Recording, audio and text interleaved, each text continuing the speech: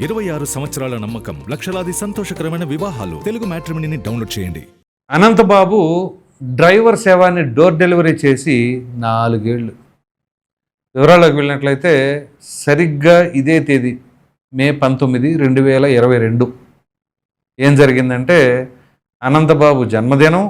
అదే రోజు ఆయన డ్రైవర్ అయినటువంటి సుబ్రహ్మణ్యం, ఆ సుబ్రహ్మణ్యాన్ని అతి కిరాతకంగా చంపి ఆ తర్వాత డోర్ డెలివరీ చేసిన ఘనత నాకు తెలిసి చరిత్రలో ఫస్ట్ టైం. అది ఈ ఓనర్ కనికరించి మంచిగా చూసుకుంటే. సో ఆయన ఏదో అంతకుముందు ఎంతో డబ్బులు తీసుకున్నాడంట, ఆ డబ్బులకు సంబంధించి తిరిగి ఇవ్వమని అడుగుతున్నారంట, ఇస్తానని చెప్పేసి అని మొన్న ఏదో మానేశాడని చెప్పేసి ఆయన్ని ఈ రకంగా జరిగింది. ఇది ఎలా ఉంటే ఏకంగా అనంతబాబే అప్పుడు పోలీసుల దగ్గర ఒప్పుకొని తనే చేసినట్లుగా అయ్యింది. సరే, ఆ తర్వాత ఆయన్ని రిమాండ్ విధించారు. ఆ తర్వాత బెయిల్ వచ్చింది. బ్రహ్మాండంగా పూల హారతులు, ర్యాలీలు, టపాసులు మరి ఏం చేసి వచ్చారనో మొత్తానికి చేశారు. ఇక్కడ విషయం ఏంటి అంటే ఒక ఎమ్మెల్సీ బాధ్యతాయుతమైన పెద్దల సభలో ప్రాతినిధ్యం వహించేటటువంటి అవకాశం ఇతనికి అంత చిన్న వయసులో రావడం అంటే ఒక అదృష్టం. కానీ దాన్ని ఏం చేశారు? ఇది పరిస్థితి. ఇది ఎలా ఉంటే ఇది ఒక్కటేనా ఆ ప్రభుత్వంలో జరిగింది? ఎవరతను? డాక్టర్ సుధాకర్. ఆయనకి సంబంధించి ఎంత దారుణం. ఒక డాక్టర్ అయి ఉంటే ఆయన ఒక మాస్క్ అడిగిన దానికి గాను చివరికి ఆయనకి పిచ్చోడని ముద్ర వేసి నడి రోడ్డు మీద మండు టెండలో ఆయన రెక్కలో వెనక్కి ఇరిచి నానా ఇబ్బందులు పెట్టారు అప్పుడు పోలీసులు. సో ఎందుకంటే ఇది రాజకీయ కోణం. సో అలా ఎంతమంది ఎన్ని రకాలుగా ఆ ప్రభుత్వ హయాంలో అతి కిరాతకంగా దారుణంగా. ఇప్పుడు అంత దాకా ఎందుకు? తోట చంద్రయ్య ఒక బీసీ సామాజిక వర్గానికి సంబంధించిన వ్యక్తి. ఆయన్ని ఎంత దారుణంగా అండి, జై జగన్ అనాలా లేకపోతే పీకలు కోసేస్తారా అని కోసారు. అరే ఇది ఎక్కడ విచిత్రం? ఎప్పుడైనా జరిగిందా? లేదే. అదేమిటి అంటే మేము రాజశేఖర రెడ్డి వారసులు అంటారు, రాజశేఖర రెడ్డి వారసులు అంటే ఇలాగా.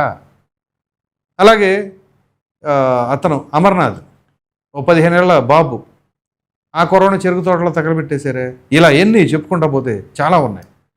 సో ఇట్లాంటివన్నీ కూడా జరిగినప్పుడు ఆ వరప్రసాద్ అనే వ్యక్తిని కావచ్చు, అప్పుడు ఏం చేశారని శ్రీమండనం చేయటం, ఇలా అనేక రకాలైన ఇబ్బందులు, మామూలు అరాచకాలు కాదు. సో ఇదంతా ఒక ఎత్తు అయితే ఈ హత్యకి కారకుడు అతనే, కర్త కర్మ క్రియ అని ఒప్పేసుకున్న వ్యక్తిని జగన్మోహన్ రెడ్డి గారు ముఖ్యమంత్రిగా ఉండి ఆయన పక్కన కూర్చోబెట్టుకుంటూ ఉంటారు. ఏదో తూతూ మంత్రంగా సస్పెండ్ చేసేయడం, మళ్ళీ ఆ తర్వాత తీసుకొచ్చి ఆయనే పక్కన పెట్టుకున్నాడు. మళ్ళీ శాసనమండలిలో బ్రహ్మాండంగా తిరుగుతూ ఉంటారు, అన్ని జరుగుతుంది. కూటమి ప్రభుత్వ అధికారంలోకి వచ్చిన తర్వాత ఆ కేసును మరలా తిరగదోడితే ఈ కేసుకు సంబంధించి స్పెషల్ అడ్వకేట్గా ముప్పాళ్ళ కోటేశ్వర గారిని పెట్టిన తర్వాత ఆయన ఈ కేసుకు సంబంధించి పోరాడి ఎట్టకేలకు ఆయన పైన మరలా ఇంకొక కేసు కూడా రిజిస్టర్ అయింది.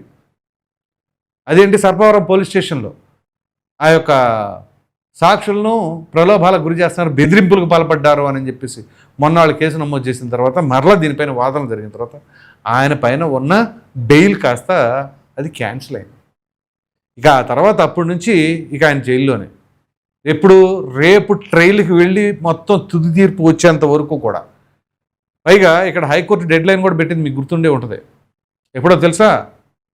నవంబర్ 30వ తేదీ డెడ్ లైన్ ఈ హత్యకు సంబంధించి అసలు ఏంటి అని.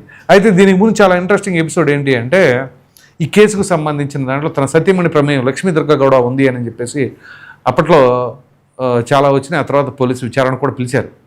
అప్పుడు అనిపించింది, ఓహో అసలు తనంతటికి తానుగా వెళ్ళి నేనే హత్య చేశానని చెప్పేసి తాను ఎందుకు ఒప్పుకున్నాడు అంటే దానికి గల కారణం ఒకవేళ మరలా దర్యాప్తు జరిపితే తన భార్య ప్రమేయం ఉంది అని చెప్పేసి ఎక్కడ బయటపడుతుందని ఆ అవకాశం ఇవ్వకుండా ముందుగానే తను ఒప్పేసుకుంటే దర్యాప్తు జరపకుండా ఉంచుతారేమో అని అనుకున్నాడు. బ్యాడ్ లక్ ఏంటి అంటే ఆయన అనుకున్నది ఏది జరగల. ఒకటి, ప్రభుత్వం మరలా అధికారంలోకి రావడం, ఆ పార్టీ మరలా అధికారంలోకి రావడం అనేది జరగలేదు. 2, ఇక్కడ మరలా దర్యాప్తు జరపాలి అని చెప్పేసి అనే అంశం. సో ఈ ఒకదాని తర్వాత ఒకటి జరిగేసరికి ఇక అసలు కాదు మొత్తం పోయింది. చివరికి ఏం జరిగింది? ఆ బెయిల్ కూడా రద్దయింది.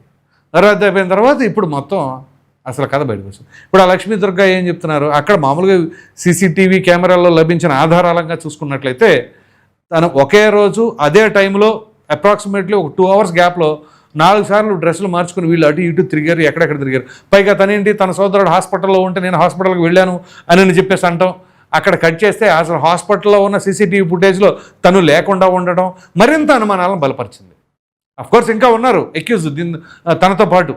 మరి దీనికి సంబంధించి ఇంకా మరి ఆ విచారణ వేగవంతంగా జరిగి ఇది అనంతబాబుతో పాటు ఉన్న ఎక్యూజ్డ్ మరి లక్ష్మీదుర్గ ప్రమేయం ఏంటి, ఇంకా విచిత్రంగా ఏంటి అంటే ఆ అడ్వకేట్ కూడా ఒకానొక సందర్భంలో ఏదో ఛానల్లో చెప్తా ఉన్నారు, ఆశ్చర్యకరంగా ఒకవేళ లక్ష్మీదుర్గ అనే ఆవిడ ఏమన్నా అయినా ఆశ్చర్యపడవసరం లేదని చెప్పేసి అన్నారు.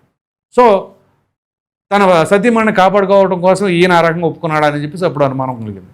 సరే ఎనీహో ఇక్కడ బాధాకరమైన విషయం ఏంటి అంటే ఆ బాధిత కుటుంబీకులు ఎవరు డ్రైవర్ సుబ్రహ్మణ్యం భార్య కావచ్చు, బిడ్డలు కావచ్చు, తల్లిదండ్రులు కావచ్చు వేదన చెందుతూ ఉన్నారు. అరే ఏం పాపం చేశాడని. ఇక ప్రతిదానికి చావేనాక ఇక మాతో పెట్టుకుంటే చంపేస్తామనే దానికైనా నిదర్శనం ఇది. సో అది ఎవరు ప్రశ్నించకూడదు, ఎవరు ఏం అడగకూడదు, కనీసం ఎవరు నోరు తెరవకూడదు. అయినా కానీ సరే తప్పు సరే ఒకవేళ క్షణికావేశంలో ఆయన తోశాడు, అప్పుడు పోలీసులు సమర్థించే పని చేశారు కదా, వాళ్ళపైన కూడా వేటు పడిందిలే. వాళ్ళు అప్పుడు అన్నారు కదా ఏదో సమర్థించి తోస్తే జరిగిపోయింది, ఇట్లా జరిగిపోయింది పోనీ అనుకుందాం, ప్రమాదవశాత్తు జరిగింది అనుకుందాం. అరే బాబు నీ మీద ఆరోపణలు ఉన్నాయి, పైగా నువ్వు ఎమ్మెల్సీవి, ఇప్పుడు నేను సస్పెండ్ చేశాను, నువ్వు ఇప్పుడు ఎలా నా దగ్గరికి రామాక అని ఒక ముఖ్యమంత్రిగా ఉన్న జగన్మోహన్ రెడ్డి చెప్పాలిగా. అబ్బే అసలు ఏ రోజు కూడా అలా ఖండించడం కానీ దగ్గరికి రాకుండా ఉండడం కానీ చేయలేదే, బ్రహ్మాండంగా చట్టపట్టాలు వేసుకొని పక్కన పెట్టుకొని తిరుగుతూ ఉన్నారు. అది ఏం ఇండికేషన్ ఇస్తుంది? ఓ విధంగా చెప్పాలంటే మొన్న ఓటమి చెందడానికి ఇది కూడా ఒక ప్రధాన కారణమే. అఫ్కోర్స్ 1000 కారణాలు ఉంటాయి, అందులో ఇది ఒకటి అనుకోవాలి. ఇక 1000 ఉన్నాయో 1,00,000 ఉన్నాయో. సో మొత్తం మీద మాట్లాడుకోవాల్సి వస్తే ఈ బాధాకరమైన ఘటనకి 4 ఏళ్ళు పూర్తి చేసుకుంది. అఫ్కోర్స్ ఈ 4 ఏళ్ల 6 నెలల లోపే దానికి సంబంధించిన అసలు వాస్తవాలు బయటకు వచ్చి ఆ దోషులు ఎవరైతే ఉన్నారో వాళ్ళకి కఠినంగా శిక్ష పడుతుందని చెప్పేసి అయితే కోరుకుందాం. ఇక్కడ విచిత్రమైన విషయం ఏంటి అంటే 2022 మే 19న జరిగిన హత్య ఇది.